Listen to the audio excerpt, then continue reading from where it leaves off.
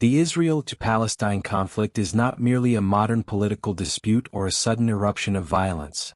It is a deeply rooted historical tragedy shaped by colonial ambitions, religious attachment, displaced identities, and unresolved trauma.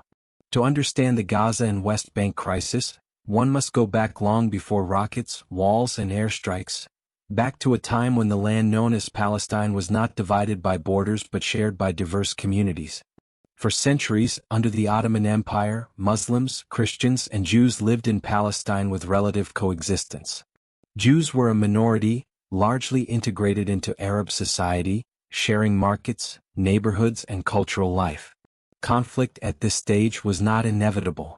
The turning point came in the late 19th century with the rise of Zionism, a political movement born in Europe. European Jews, facing brutal anti-Semitism, pogroms, and later the horrors of the Holocaust, began searching for safety, dignity, and self-determination. Zionist thinkers argued that Jews could never be truly safe without a homeland of their own, and they identified Palestine, based on historical and religious connection, as that homeland. While this aspiration was understandable given Jewish suffering, it collided with a crucial reality. Palestine was already inhabited. For Palestinian Arabs, the land was not a promise or a symbol, it was home. As Jewish immigration to Palestine increased, particularly after World War I, tensions slowly intensified. The Ottoman Empire collapsed, and Britain took control of Palestine under the League of Nations mandate. This is where one of history's greatest political contradictions was planted. In 1917, Britain issued the Balfour Declaration, promising support for a national home for the Jewish people in Palestine, while simultaneously assuring that the rights of the existing Arab population would not be harmed. These promises were fundamentally incompatible. Britain attempted to satisfy two opposing national movements within the same land, without a clear mechanism for justice or consent. Throughout the 1920s and 1930s, Jewish immigration accelerated, often driven by desperation as European anti-Semitism worsened. Palestinians increasingly feared dispossession, land loss, and demographic replacement. Violent clashes erupted, revolts were crushed, and British policies fluctuated, satisfying neither side.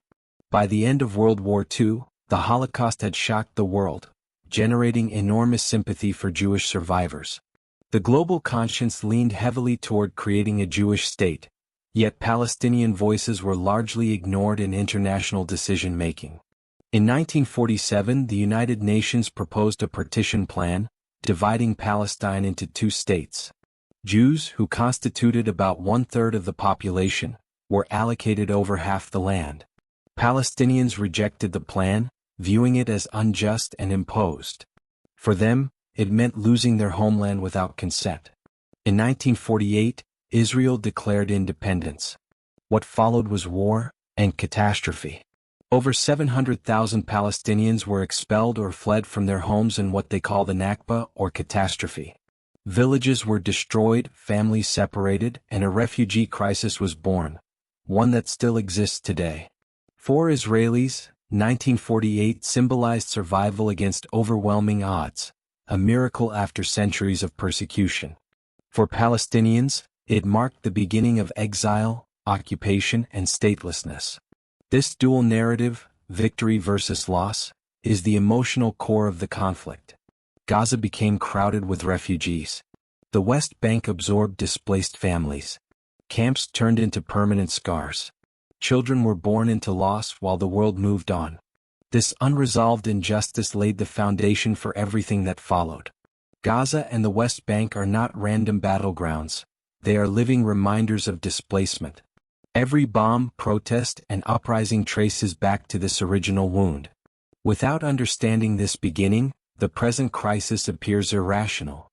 With it, the conflict reveals itself as a long, painful struggle between two peoples, both carrying historical trauma, but living under vastly unequal power. The year 1967 stands as one of the most decisive turning points in the Israel-Palestine conflict, especially for Gaza and the West Bank. While 1948 created displacement, 1967 institutionalized control. In June of that year, tensions between Israel and neighboring Arab states, Egypt, Jordan, and Syria, escalated into what became known as the Six-Day War. In a matter of days, Israel launched preemptive strikes and achieved a swift and overwhelming military victory. As a result, Israel captured Gaza Strip from Egypt, West Bank and East Jerusalem from Jordan, and the Golan Heights from Syria. This sudden expansion transformed Israel from a state fighting for survival into a regional military power, and it transformed Palestinians from refugees into a population living under direct military occupation. For Palestinians, 1967 was not just another defeat. It was the moment when daily life became dominated by foreign military authority. Gaza and the West Bank were no longer disputed borderlands, they became occupied territories.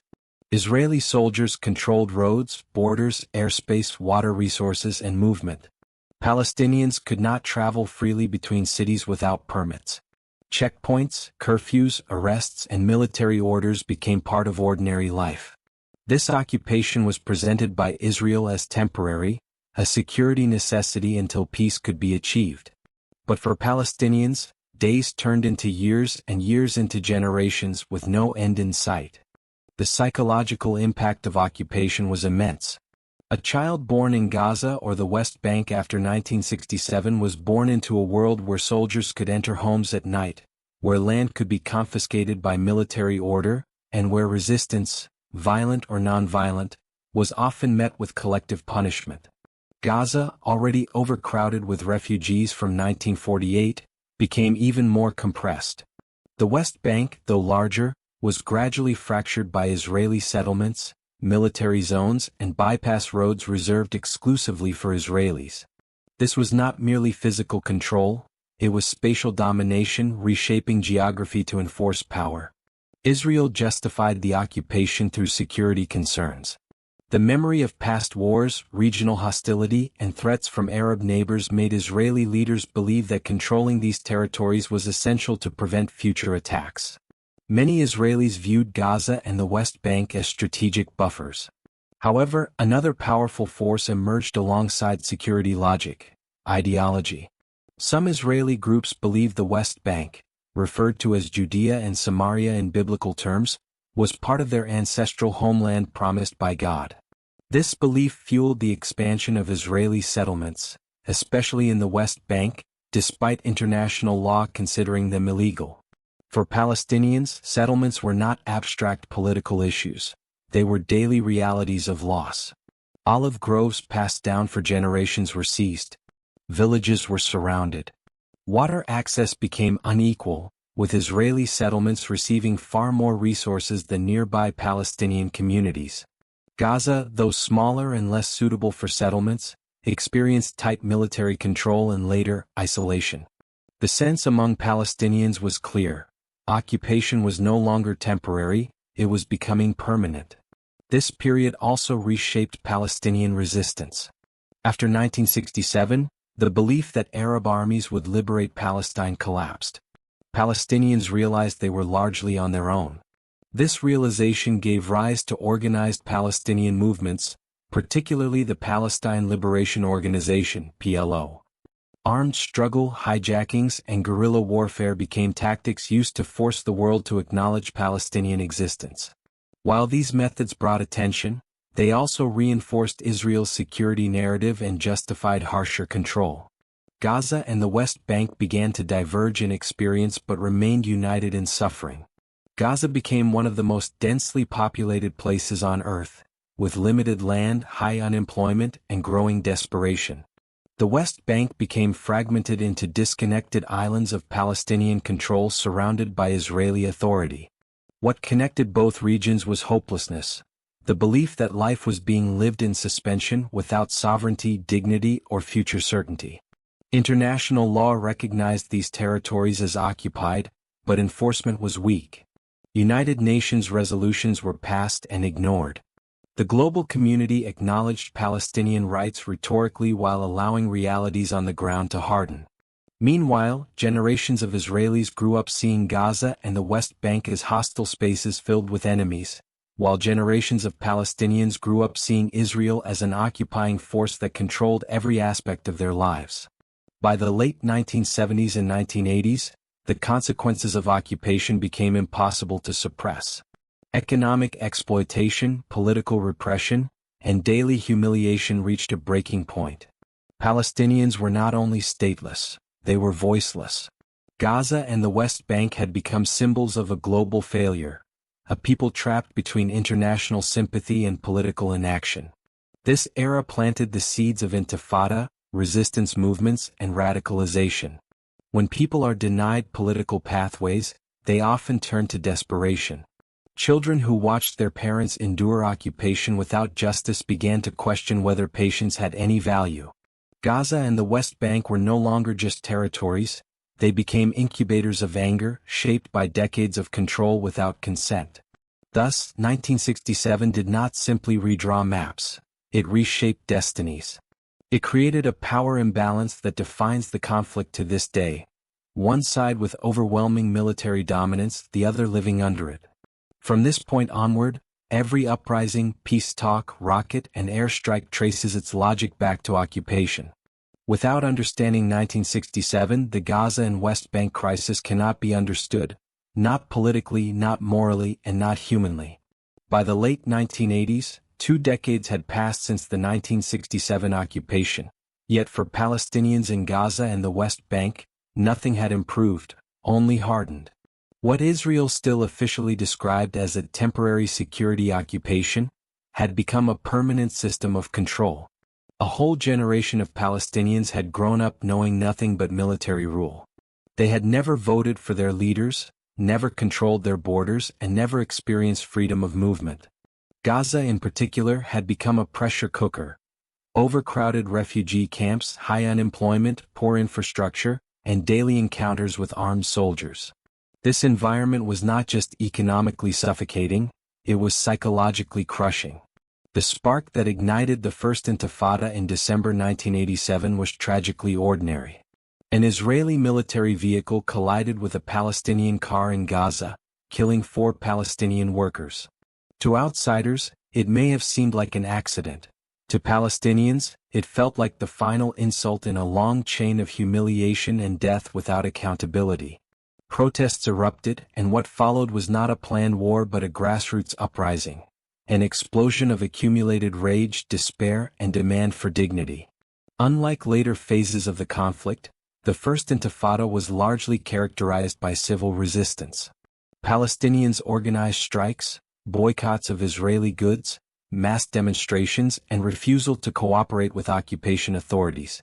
Young people threw stones at tanks, not because they believed stones could defeat an army, but because stones were the only weapons available to express defiance. This image, a child facing a soldier, became one of the most powerful symbols of the conflict, capturing the asymmetry between occupier and occupied. Israel responded with overwhelming force. Curfews were imposed for weeks at a time. Homes were demolished as punishment. Thousands were arrested. The policy of breaking bones, openly acknowledged by Israeli officials at the time, aimed to crush resistance through fear. From Israel's perspective, harsh measures were necessary to restore order and security. From the Palestinian perspective, this response confirmed a brutal truth. Peaceful protest was met with violence just as armed resistance was. This realization would have profound consequences. The First Intifada fundamentally changed Palestinian identity. For the first time, Palestinians were not waiting for Arab armies or international saviors, they were asserting themselves as a people. Grassroots committees organized education, healthcare, and food distribution when Israeli authorities shut down institutions. Women played a central role, challenging both occupation and traditional social boundaries. The uprising was not only political, it was social and cultural. Gave Palestinians a sense of agency they had been denied since 1948. At the same time, the Intifada reshaped Israeli society. Many Israelis, watching images of soldiers confronting unarmed civilians, began questioning the moral cost of occupation. Others became more fearful and hardened, seeing the uprising as proof that Palestinians would never accept Israel's existence. Thus, the Intifada widened divisions on both sides, between those seeking compromise and those demanding total security or total liberation. It was during this period that Hamas emerged in Gaza. Unlike the secular Palestine Liberation Organization (PLO), Hamas combined religious ideology with resistance. It framed the conflict not just as a national struggle but as a religious duty.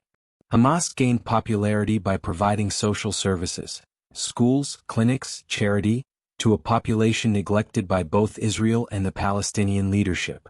For many desperate Gazans, Hamas was not initially about rockets or extremism. It was about survival, dignity, and identity. This distinction is crucial to understand Gaza today.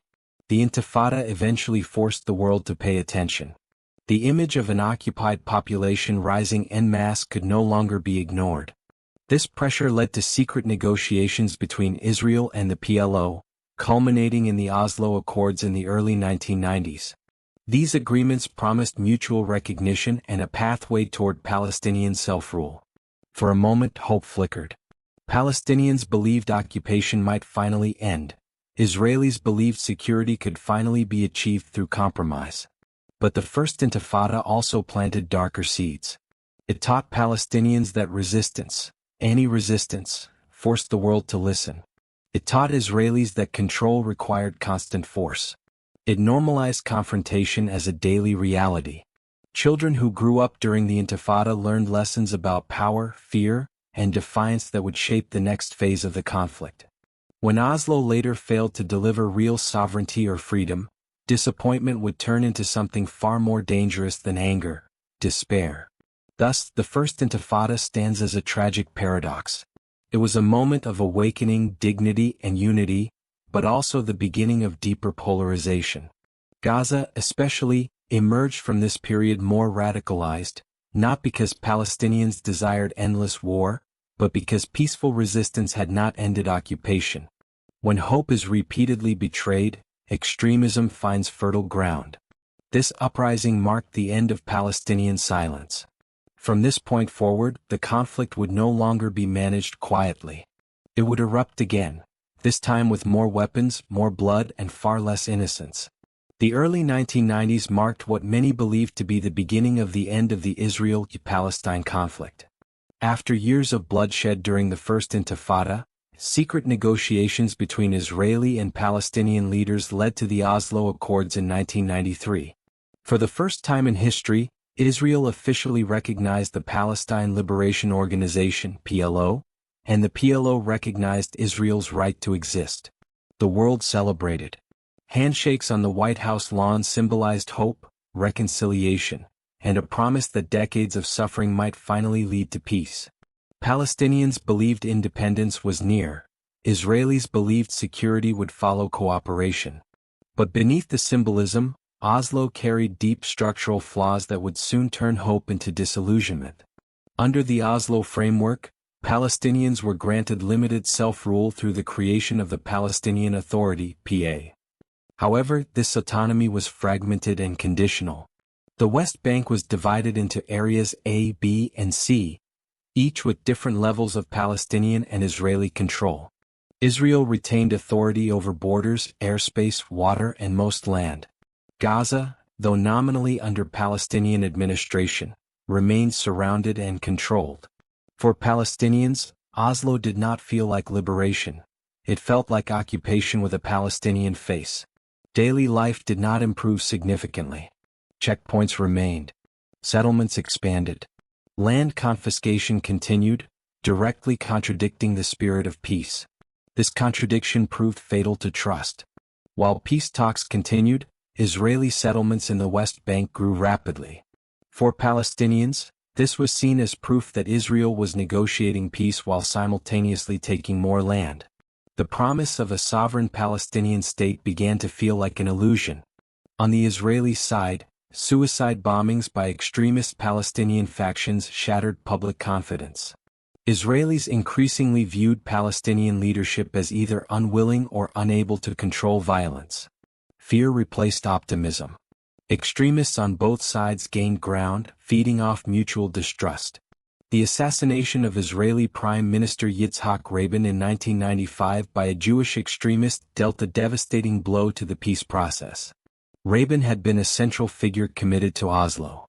His death empowered hardliners in Israel who opposed territorial concessions. Subsequent Israeli governments prioritized security and control over compromise. Meanwhile, Palestinian leadership struggled with corruption, weak governance, and declining legitimacy among its own people. Ordinary Palestinians felt trapped between an occupying power and a leadership that could not deliver freedom. By the year 2000, tensions reached a breaking point. The failure of the Camp David summit, followed by Ariel Sharon's visit to the Al-Aqsa Mosque compound, ignited the Second Intifada. Unlike the first uprising, this one was far more violent and militarized. Suicide bombings, armed attacks, and Israeli military incursions became routine. Israel responded with massive force. Tanks re-entered Palestinian cities, targeted assassinations became policy, and the separation wall began to rise across the West Bank. Gaza faced even harsher conditions. The message was clear: Oslo was dead. The Second Intifada destroyed what little trust remained. Thousands of Palestinians were killed, many of them civilians. Israeli cities lived under constant fear of attacks. Each side became convinced that the other understood only force. Peace activists were marginalized. Moderation was labeled weakness. The conflict hardened into an existential struggle, where compromise felt like surrender. One of the most consequential outcomes of this period was the political split between Gaza and the West Bank. In 2005, Israel unilaterally withdrew its settlements and soldiers from Gaza, claiming it was no longer occupying the territory. However, Israel retained control over Gaza's borders, airspace, and sea. Gaza was not free, it was isolated. In 2006, Hamas won Palestinian elections, reflecting deep frustration with the Palestinian Authority. International powers rejected Hamas's legitimacy, and internal Palestinian conflict erupted. By 2007, Hamas had taken full control of Gaza, while the PA retained authority in the West Bank. This split shattered Palestinian unity. Gaza and the West Bank began living two separate political realities under the same occupation framework. Gaza faced blockade and repeated wars. The West Bank faced creeping annexation through settlements. Israel dealt with two Palestinian entities, one it considered a security partner, the other an enemy. This division weakened any chance of a unified peace strategy. The collapse of Oslo was not just a political failure, it was a moral catastrophe. It taught Palestinians that negotiations could prolong occupation rather than end it. It taught Israelis that concessions could bring violence rather than peace. The space for dialogue collapsed, replaced by walls, rockets, and airstrikes. Children born after Oslo grew up knowing only cycles of hope followed by devastation. This phase transformed the conflict irreversibly. Gaza became a sealed arena of resistance and punishment. The West Bank became a fragmented map of control and submission. What began as a peace process ended as a deeper, more entrenched conflict. One where trust was no longer merely broken but buried. After Hamas took control of Gaza in 2007, Israel, along with Egypt, imposed a full blockade on the Gaza Strip. Officially, the blockade was justified as a security measure to prevent weapons from reaching Hamas. In reality, it transformed Gaza into one of the most isolated places on earth. Borders were sealed. Airports were destroyed. Ports were blocked. Movement of people and goods became strictly controlled. What followed was not just political pressure on Hamas, but collective punishment of over 2 million civilians. Gaza's economy collapsed. Factories shut down. Fishing zones were restricted. Electricity became scarce. Clean drinking water became a luxury. A generation grew up knowing darkness, drones, and despair. For Palestinians in Gaza, life became a daily struggle for survival. Students could not leave to study abroad. Patients could not leave for medical treatment. Families were trapped within a narrow strip of land with no escape. Israel argued that Gaza was no longer occupied since troops were withdrawn in 2005, but international organizations rejected this claim, stating that control without physical presence is still occupation. Gaza became what many human rights groups described as an open-air prison. This was the environment in which anger, trauma, and radicalization deepened beyond repair.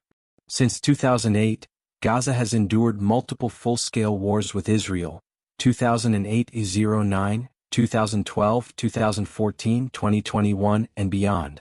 Each war followed a familiar pattern. Escalation, rockets fired from Gaza, massive Israeli airstrikes, ground invasions, ceasefire, and ruins.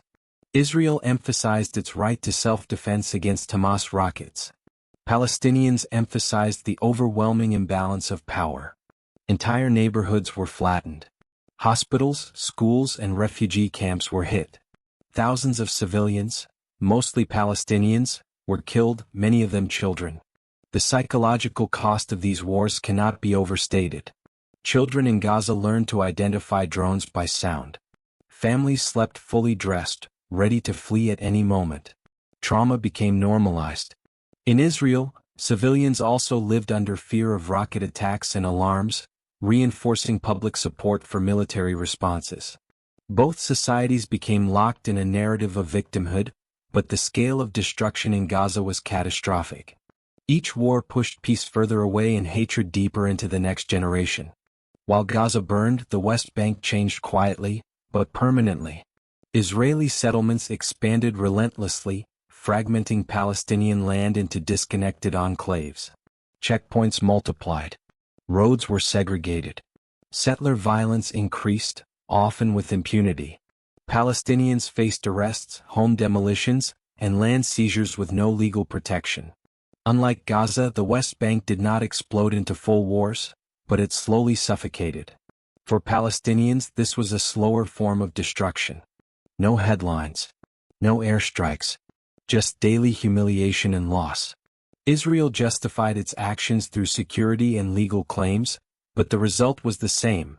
A two-tier system where Israelis enjoyed full rights and Palestinians lived under military law. The dream of a viable Palestinian state faded as geography itself was redesigned to make it impossible. The international community has played a contradictory role. The United States provided Israel with unwavering military and diplomatic support. Europe issued statements of concern but failed to enforce consequences. Arab states expressed solidarity with Palestinians while prioritizing their own political interests. United Nations resolutions condemned occupation and settlement expansion, but enforcement never followed. This global failure sent a devastating message to Palestinians.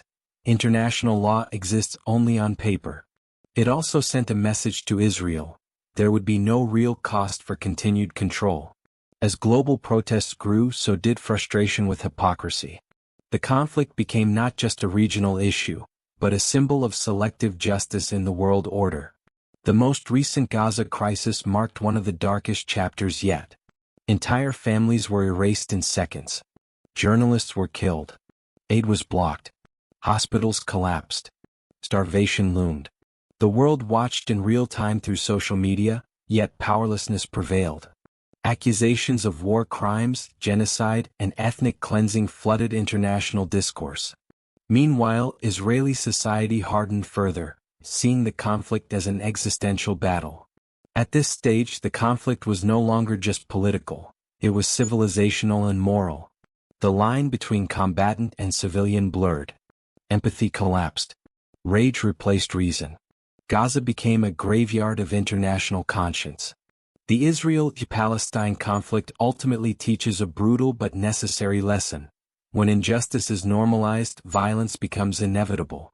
No people can be occupied indefinitely without resistance. No society can rely solely on force without losing its humanity. Security achieved through domination is temporary. Freedom pursued without ethics becomes destruction. This conflict is not about Jews versus Muslims, nor Israelis versus Palestinians. It is about power versus justice, fear versus dignity. Children on both sides inherit trauma they did not create. Until equality replaces control and humanity replaces ideology, peace will remain impossible.